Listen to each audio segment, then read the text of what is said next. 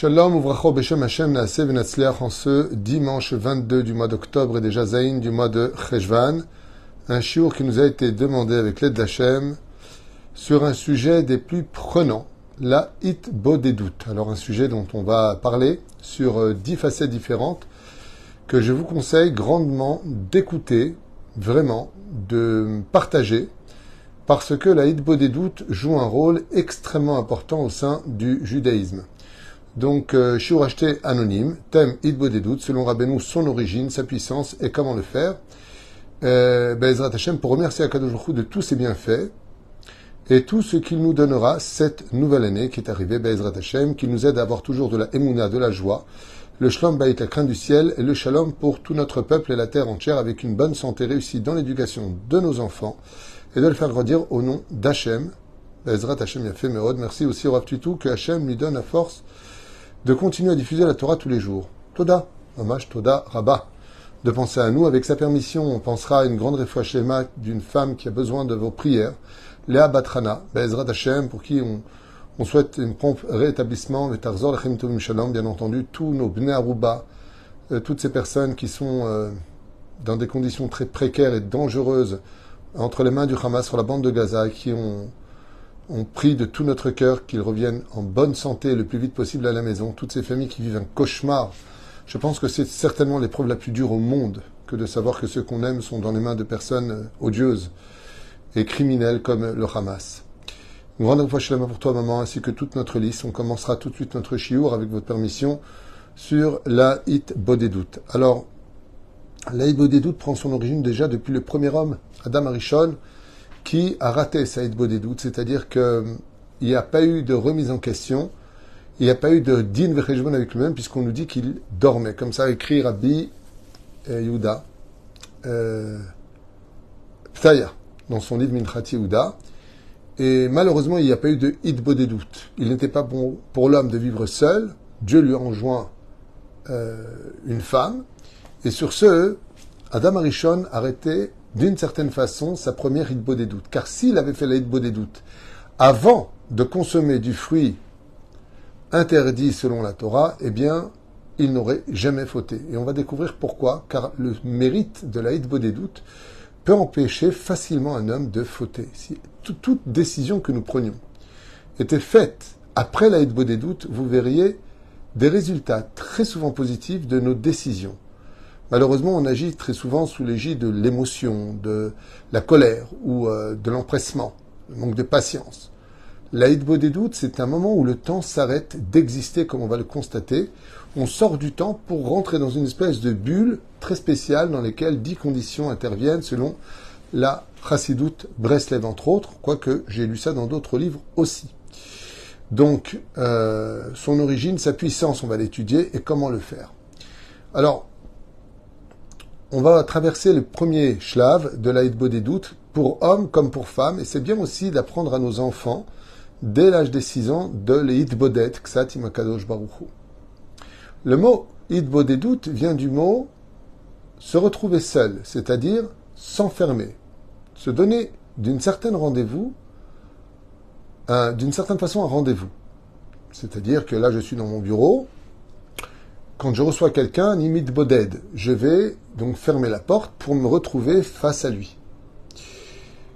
Pour pouvoir trouver le rendez-vous extraordinaire de la hitbodedut, il va falloir que j'ai une volonté qui va être l'âme de ma hitbodedut.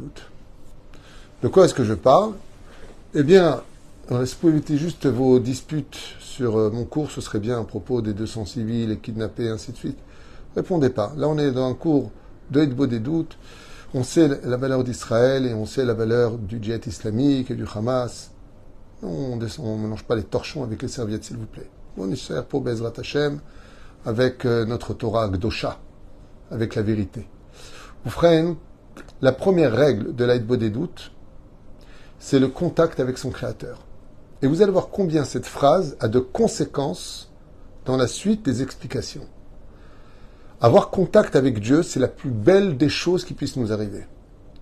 Et la hitbodedut, c'est rentrer en contact avec Akadosh Baruch Hu. Je dirais presque, comme dit Rabbi Nachman de Breslev, à propos de la phrase duquel tout le monde le sait, Vetamut Torah keneget kulam. Qu'est-ce qu'il pourrait y avoir de plus grand encore que l'étude de la Torah? C'est la Hitbodedut. À un tel point que Rabben nous pose une question. Est-ce qu'on doit est-ce qu'on doit faire la Hitbodedut pour mieux étudier, ou est-ce qu'on doit étudier beaucoup la Torah pour mieux faire la Hitbodedut? Sujet très intéressant. Ça veut dire qui est la cerise sur le gâteau? Est-ce que c'est la Torah, son étude, qui est la cerise sur le gâteau? Ou est-ce que la cerise sur le gâteau, c'est la Hitbodedut? En tout cas, quoi qu'il advienne, et ce dans toutes les tendances confondues, la Hitbodedut a son rendez-vous vital avec chaque juif. Parce que sans connexion avec le Créateur du monde, il ne peut pas y avoir d'énergie positive en nous. Un rachat, c'est quelqu'un qui se déconnecte d'Hachem. Un tzaddik, c'est quelqu'un qui se connecte à Hachem. C'est celui qui va se connecter. Comment on se connecte maintenant? On met pas ses doigts dans la prise. On parle. C'est pour cela que si on devait poser une question assez générale, qu'est-ce que la Torah? Réponse, un dialogue. Vous avez gagné beaucoup d'années d'études. Question et réponse aussi efficace qu'une bombe atomique. Qu'est-ce que la Torah? C'est le dialogue. Vayomer Hachem el Avram. Dieu s'adresse à Avram. Vayomer Avraham el Hachem. Vayomer Hachem el Yaakov, Moshe, et ainsi de suite. La Torah parle constamment. C'est pas un monologue, c'est un dialogue. Dieu nous ordonne des choses et on lui répond. Ça veut dire que si je pose la question « Qu'est-ce que la Torah ?» c'est se connecter à Dieu. Qu'est-ce que la prière? C'est se connecter à Dieu. Alors on va poser une troisième question. Qu'est-ce que la Hitbodedut? C'est aussi se connecter à Dieu, mais il y a une différence. Et les différences, on va les voir ici. Premier point, contact avec son Créateur. Quand Rivka a eu des problèmes, elle a dit « Je vais aller voir Dieu ». Vateler Rivka lidrosh et Hachem. Il y en a qui disent « Elle est partie faire Hitbodedut ». Je vais parler avec le patron. J'aime pas parler avec les sous-fifres. Je vais voir le patron. Moi-même, à mon petit niveau ridicule dans lequel je suis, au niveau Torah, quand j'ai besoin d'une solution, je vais parler avec Hachem. Toujours. Toujours. Des fois, il me manque pour payer. J'ai des familles. J'ai tellement sur la tête. Maître du monde, je m'adresse à toi. J'ai besoin de ça, tu sais. D'abord, il m'a kadosh baruch hu. Les numéros 1 mondial de la Hitbodedut qu'on n'a jamais vu passer devant nous, c'était nos grands-mères. Je ne sais pas si vous vous rappelez pour certaines personnes qui m'écoutent, mais rappelez-vous de vos grands-mères. Combien elles parlaient seules dans la cuisine, dans la voiture? Avec qui tu parles? Combien de fois je me rappelle que j'avais posé la question à ma grand-mère et même à ma mère, que Dieu la bénisse, avec qui tu parles? Je parle avec Dieu. C'est bizarre de parler avec Dieu. Et pourtant, le monde a été créé pour ça. La bouche que Dieu nous a créée a été créée pour qu'on lui parle. Deuxième point, il faut savoir que toutes les mitzvot sont empreintes de Yetzer Hara qui vont nous empêcher de les faire. Quand il s'agit de Hitbodedut, vous allez avoir le Yetzer Hara s'affoler pour ne pas qu'on puisse la faire. C'est pour ça qu'on choisit souvent la nuit, quand tout le monde dort. À un moment où il n'y a plus personne pour nous embêter. Et on va s'éloigner un peu de tout le monde. Parce qu'on va parler.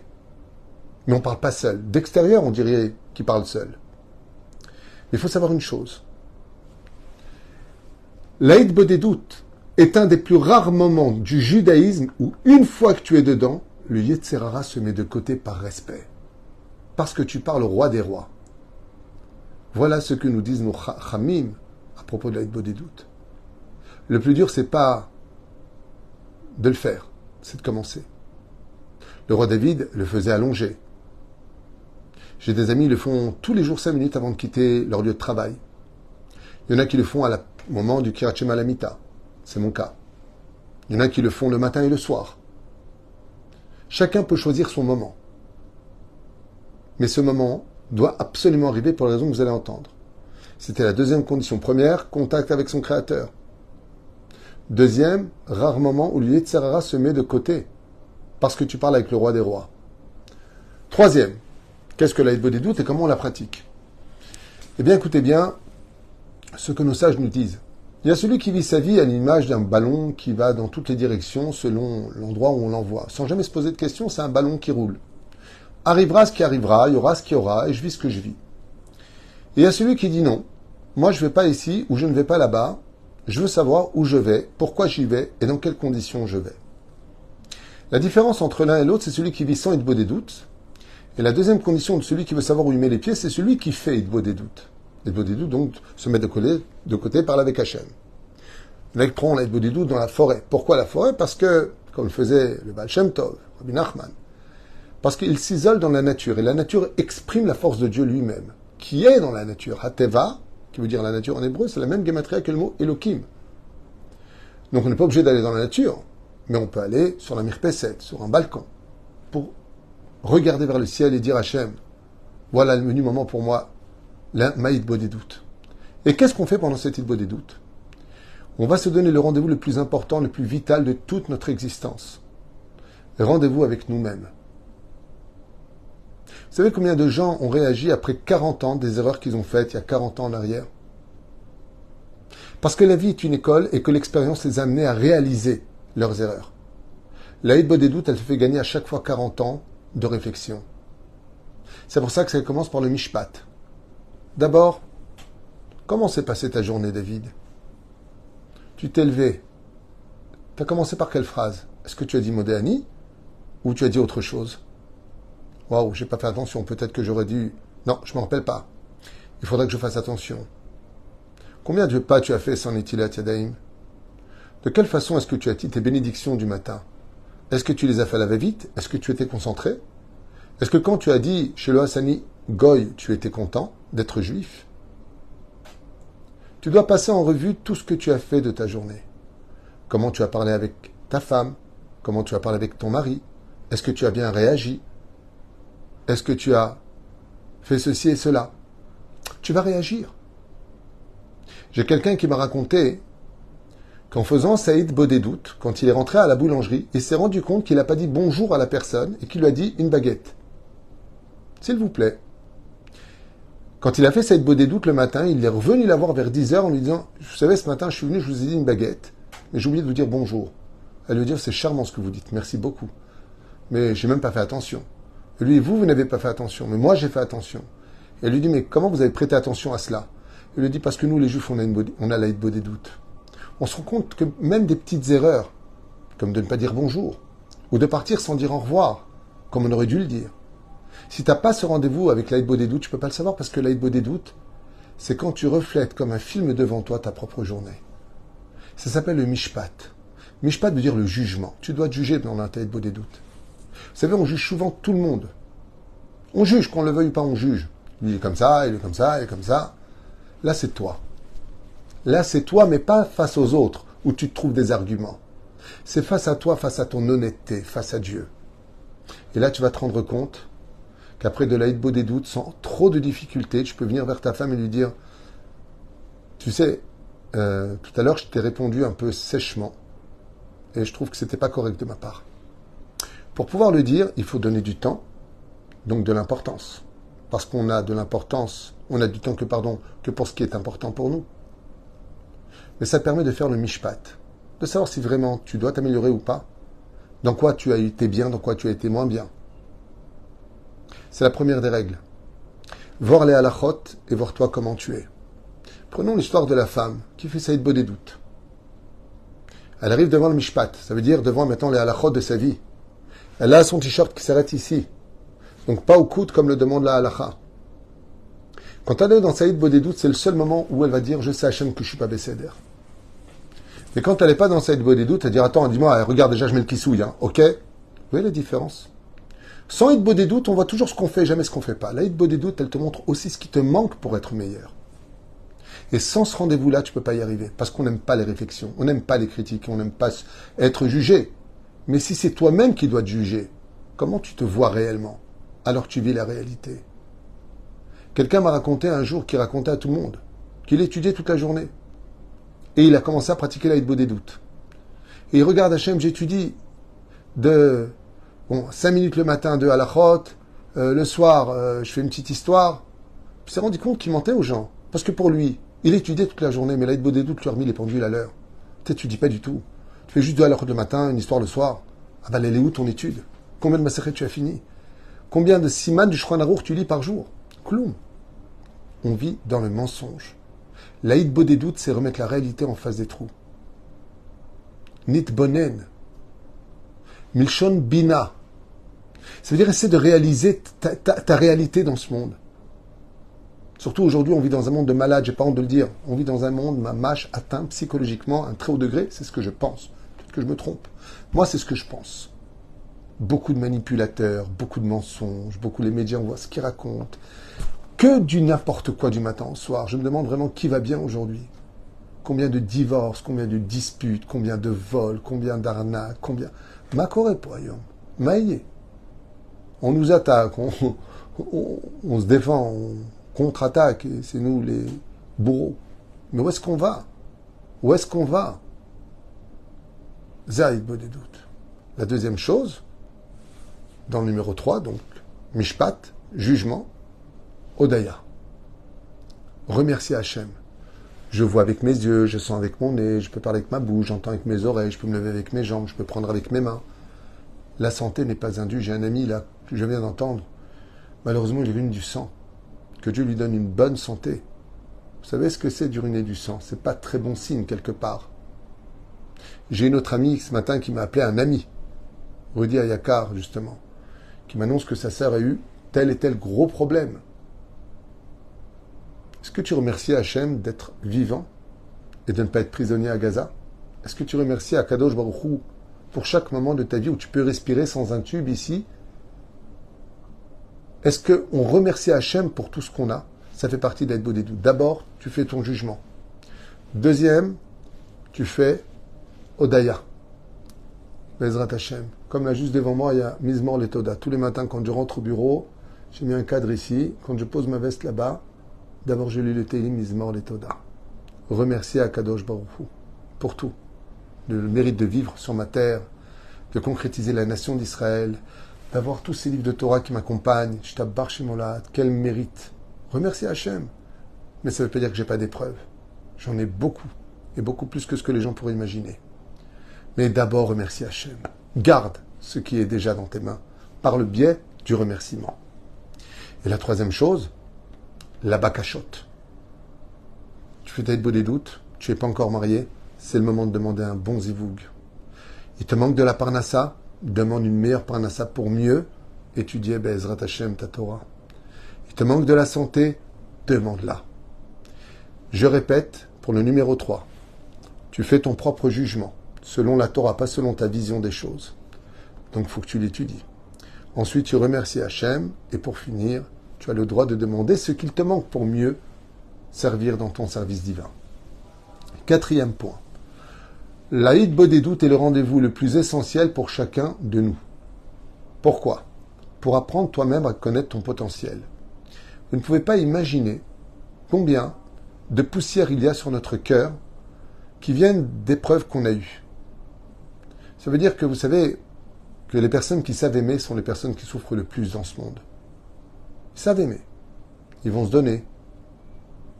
On est très souvent d'ailleurs, quand on a ces trois qualités, savoir aimer, donner et se remettre en question, les victimes de toutes ces personnes qui abusent du pouvoir de la manipulation. Mais quand tu fais beau des doutes, eh bien, tu réouvres ton cœur parce que tu parles à cœur ouvert avec Dieu. Et ça, c'est un moment, je dirais, qui est tellement élevé que ce rendez-vous-là, il peut être capable de te faire pardonner à celui à qui tu n'as pas envie de pardonner ou de faire la paix avec celui avec qui tu n'avais pas envie de faire la paix, grâce à la Hitbo des doutes. Parce que la Hitbo des doutes ouvre le cœur de celui qui se donne rendez-vous. Car la Hitbo des doutes force le cœur à s'exprimer par tes lèvres. C'est un moment où on est Toho Kevaro. Cinquième point, vivre notre état de créature face au Créateur. Eh oui, ce qui nous aveugle le plus, c'est l'orgueil. Quand tu viens parler avec Hachem, c'est un moment où vous le verrez, si vous le faites, vous allez réaliser et vivre que vous n'êtes qu'une créature, puisque c'est le Créateur à qui vous vous adressez. Et ça, c'est un des points, dit Rabbi Nachman, les plus importants pour évoluer dans la Torah. La plupart des gens, face à leur orgueil aveuglant, se prennent pour des créateurs, et donc mettent Dieu à leur hauteur. Ils se prennent eux-mêmes pour des dieux. L'Aïd Bodédou te fait très vite comprendre que tu n'es qu'une créature qui dépend de ton Créateur. Et dès que tu connais ta place, alors tu peux enfin évoluer.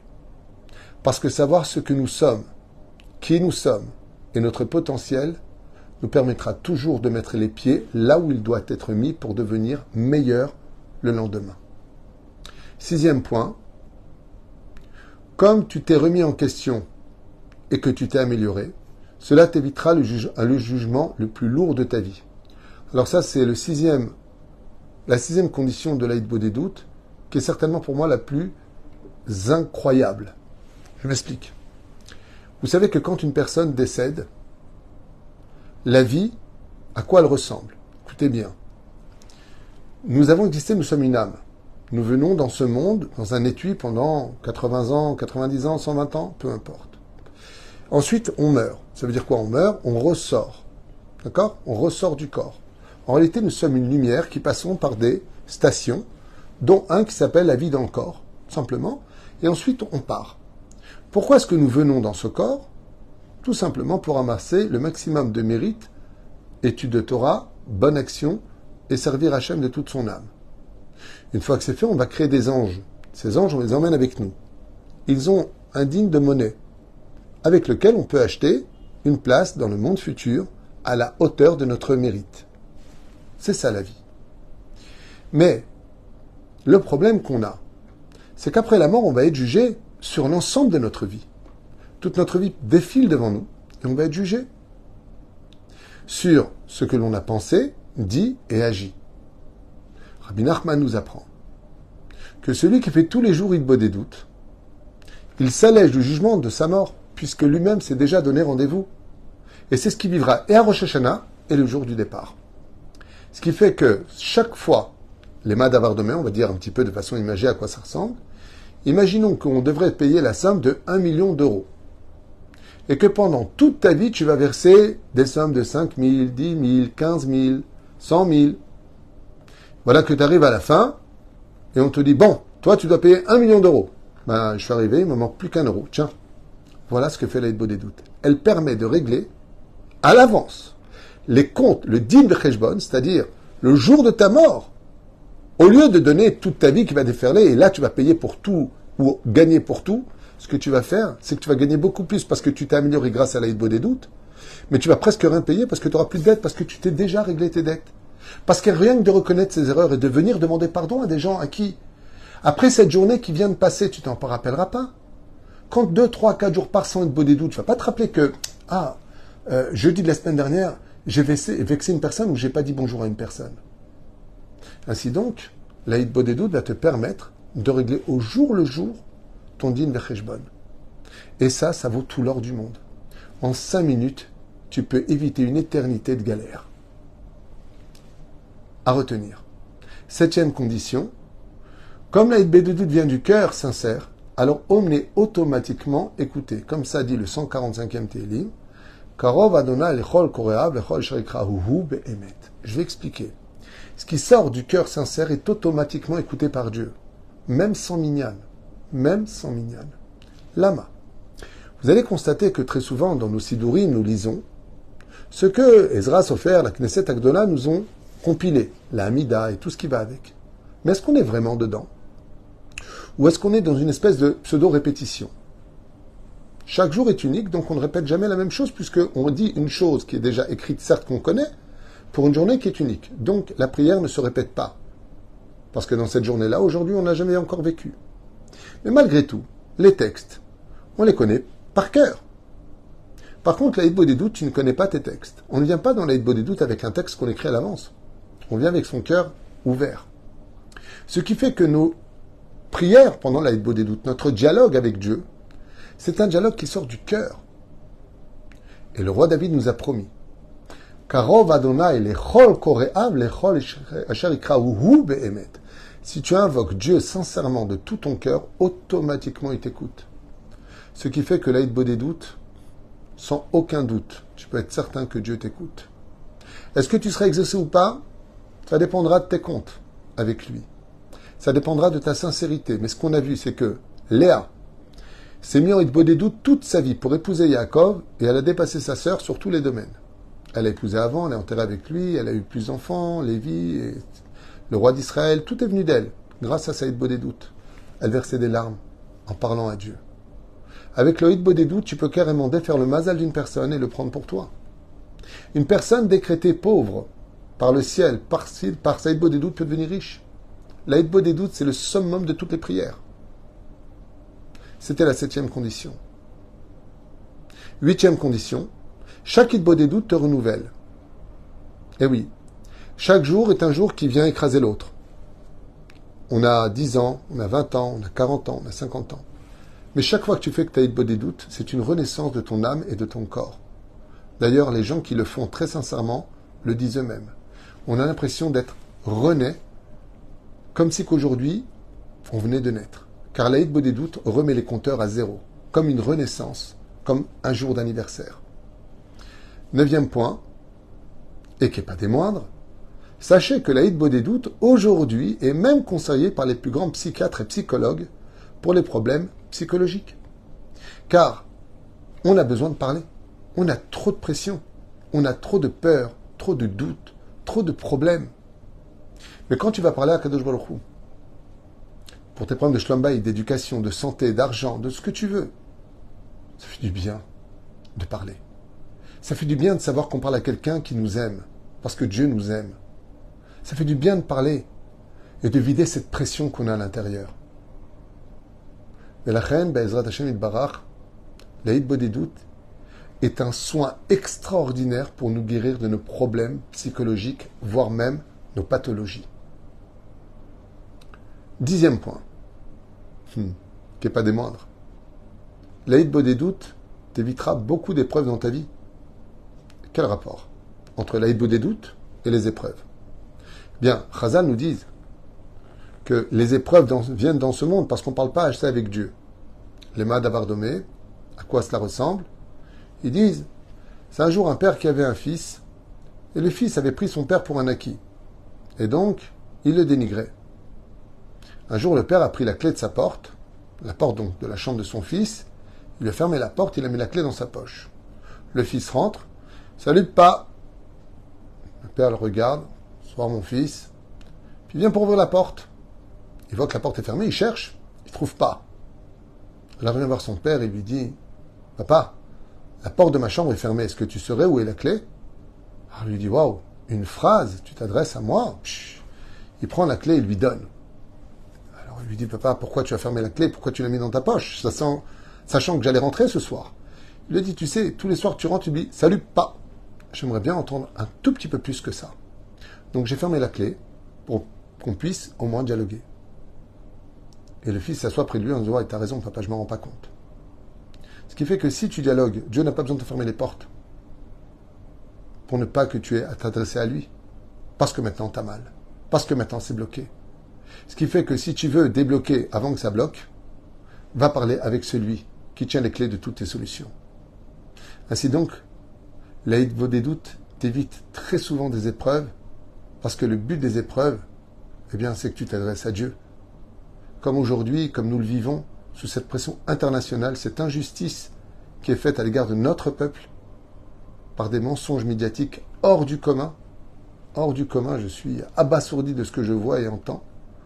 Eh bien, laissez-moi juste vous dire une chose. La Gemara nous dit que à Kadosh Baruch Hu, à la fin des temps, nous fermera toutes les possibilités jusqu'à ce qu'on dise il n'y a plus que Dieu. Il faudra parler avec Hachem. Alors, il y a des choses qui sont vraies. On peut vivre contre Dieu. On peut vivre aussi, et c'est mieux, pour Dieu. Mais on ne peut pas vivre sans Dieu.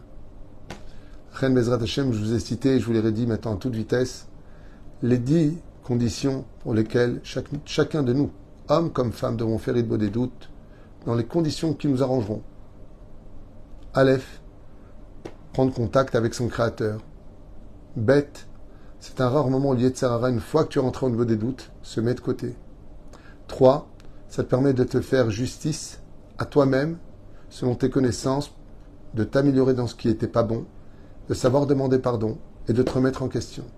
Ensuite, de remercier Hachem pour tout ce que tu as acquis. Et pour finir, demande ce qu'il te manque pour mieux le servir et retrouver la joie de vivre. 4e condition, c'est le rendez-vous le plus essentiel pour chacun de nous, car ça te permet enfin de te retrouver. 5, vivre dans notre état de créature face au Créateur, alors qu'on prend tout pour des créateurs. 6, comme tu t'es remis en question et que tu t'es amélioré, tu t'évites le jugement final. 7, Comme la hitbodedut vient du cœur, Dieu t'écoutera automatiquement à ce moment-là. 8. Chaque hitbodedut te renouvelle, car c'est une renaissance de ton âme et de ton corps. 9. La hitbodedut est capable de te guérir de tous tes problèmes psychologiques, car en parlant avec Dieu, sachant qu'il t'écoute, tu ressentiras au fond de toi, mamash, comme un médicament, des solutions à tes problèmes. Et pour finir, 10. Le fait de parler avec Hachem avant que ne viennent les problèmes t'évitera d'avoir ces problèmes pour t'éviter de parler avec lui après. À partager, je vous l'affirme. Kol Tuv et Litraot.